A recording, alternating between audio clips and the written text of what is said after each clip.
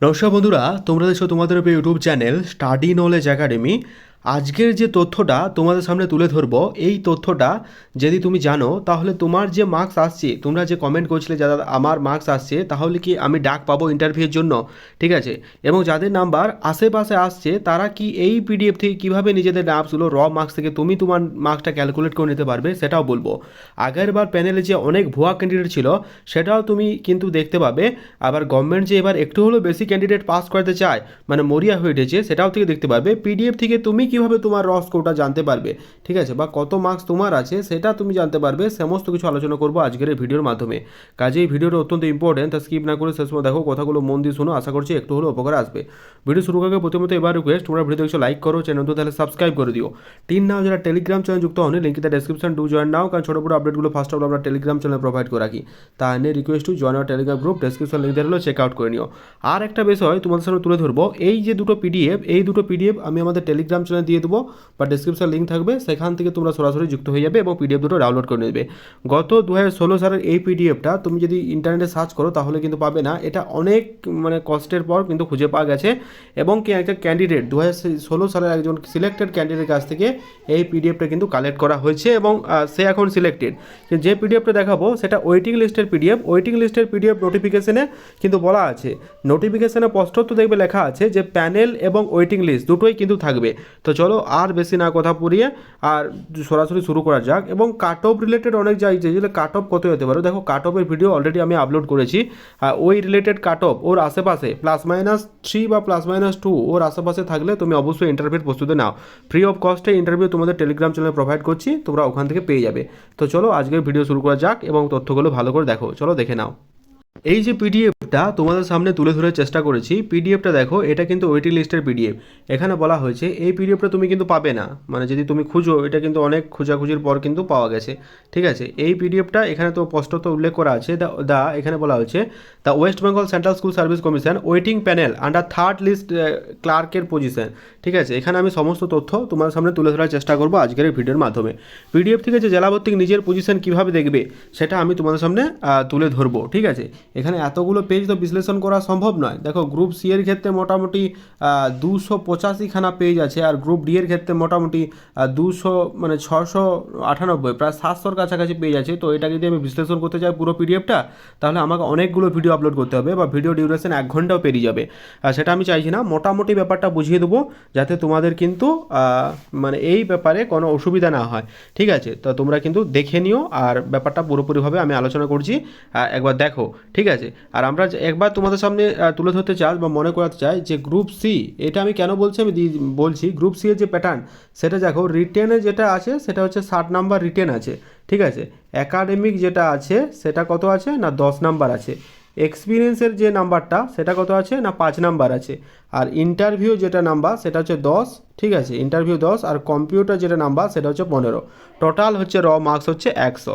আমি তোমাদের ক্যালকুলেশনটা বোঝাতে পারলাম যে গ্রুপ সি এর ক্ষেত্রে টোটাল মার্কস কিন্তু 100, ঠিক আছে? এবার এক্সপিরিয়েন্সে কারা নাম্বার পাবে কারা নাম্বার পাবে না সেটা পরবর্তী বিষয়। আমরা 95 ধরে চলার দরকার নেই, 100 ধরেই চলো। এক্সপিরিয়েন্সে যারা নিউ ক্যান্ডিডেট তারা তো নাম্বার পাবে না।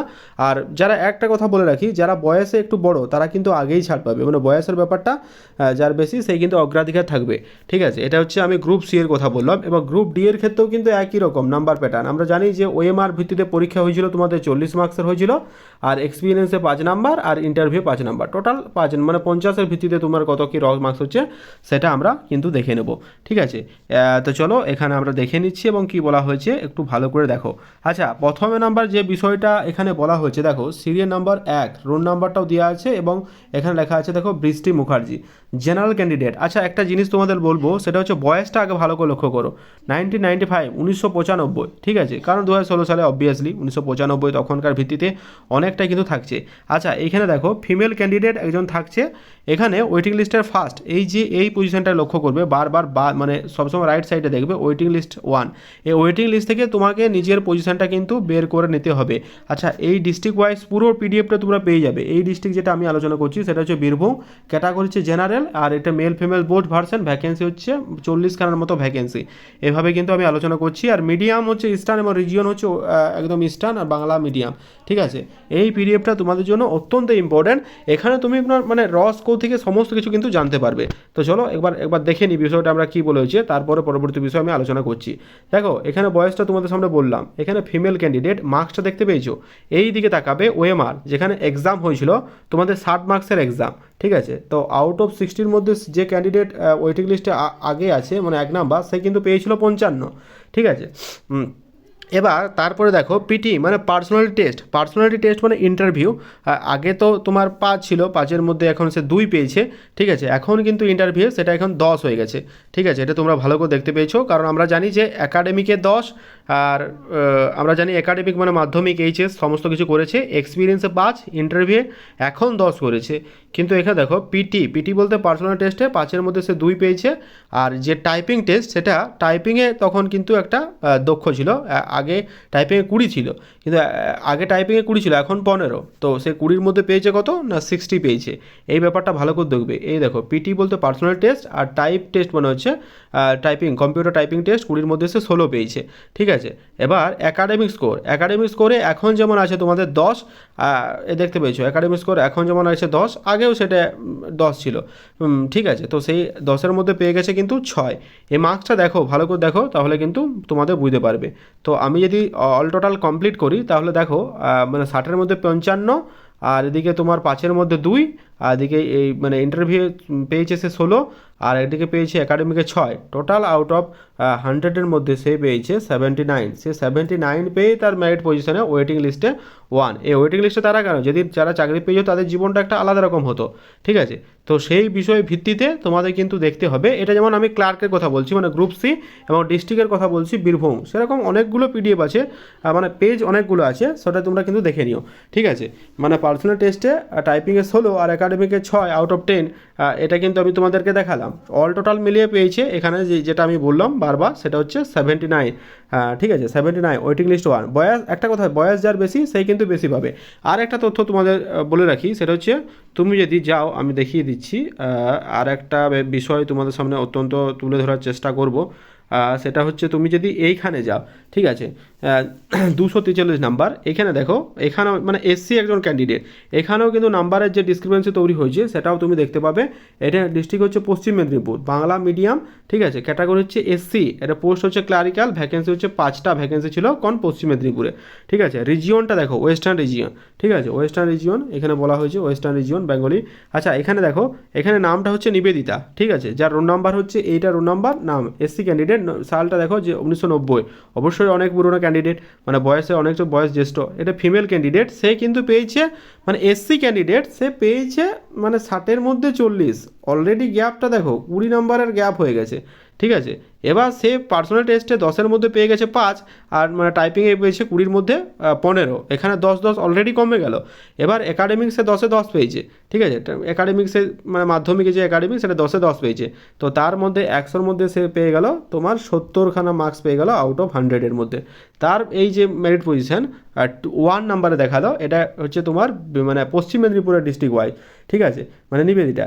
এবার দেখো এবার কিন্তু যে টাইপিং টেস্টটা, সেটা কিন্তু অত্যন্ত ইম্পর্ট্যান্ট ফ্যাক্টর মানে ফেলছে, কারণ কম্পিউটার যে নাম্বারটা সেটা থাকছে 15 নাম্বার, ঠিক আছে। একাডেমিক তো অবশ্যই 10 নাম্বার, গ্রুপ সি এর কথা যদি বলি, সেটা অবশ্যই 10 নাম্বার থাকছে একাডেমিকে।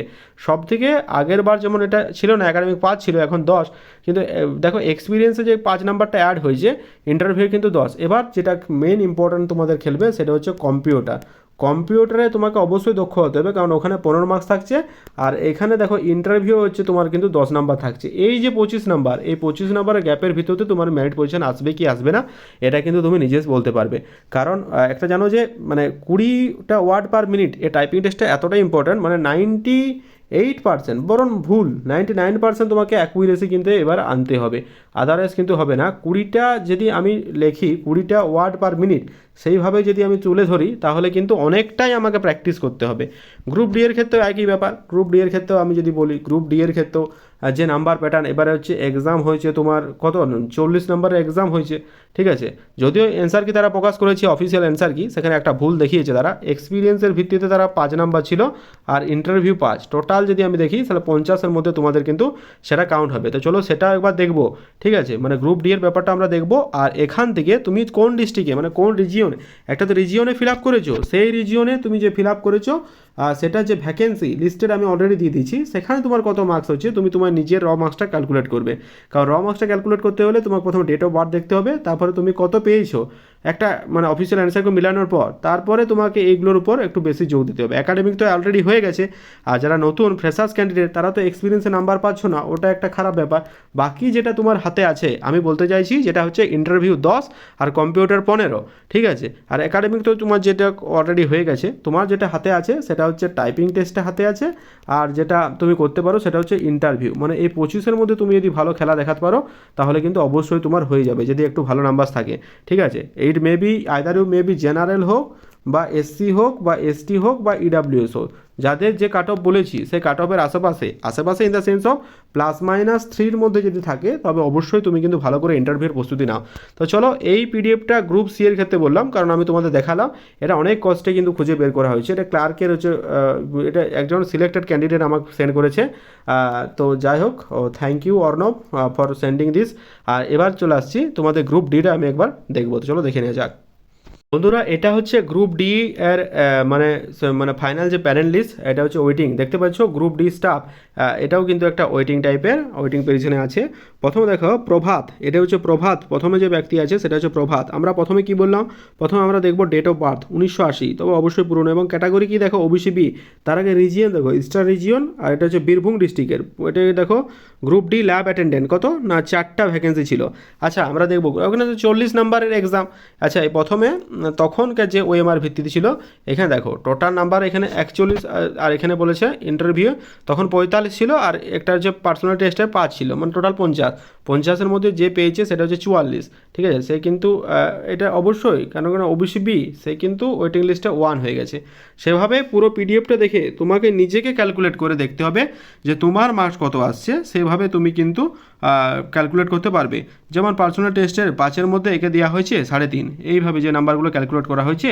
আর এখানে 45-এর মধ্যে দেওয়া হয়েছে 32, তো অল অ্যাগ্রিগেট মিলিয়ে 50-এর মধ্যে দেওয়া হয়েছে 42।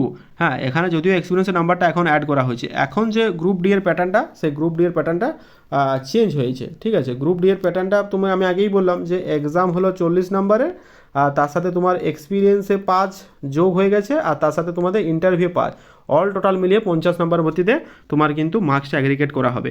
আমি জানি যে এই পিডিএফটা তোমরা অবশ্যই দরকার, কারণ এই পিডিএফটা সামনে রাখবে এবং অফিসিয়াল যে অ্যান্সার কি দিয়েছে সেটা তুমি তোমার র মার্কস ক্যালকুলেট করবে, এবং অবশ্যই ডিস্ট্রিক্ট ওয়াইজ মানে তুমি কোন জোনে ফিল আপ করেছো সেই জোন জানাটা অবশ্যই দরকার, এবং তোমাকে মানে ওখানে কতগুলো ভ্যাকেন্সি সেটাও অবশ্যই জানা দরকার।